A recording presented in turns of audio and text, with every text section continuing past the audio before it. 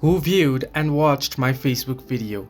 Hello everybody, welcome back to the channel. Today I'll guide you on how you can know or if you can or you can't know who has viewed or watched your Facebook video. Now, to be precise, it isn't possible to see who viewed your video.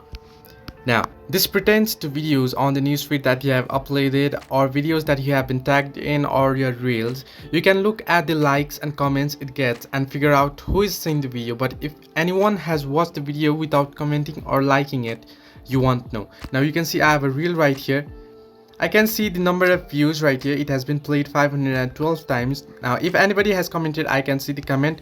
If anybody has liked, you can see the number of likes, but it isn't possible to see who has exactly viewed. Now I don't know who has viewed the video 512 times.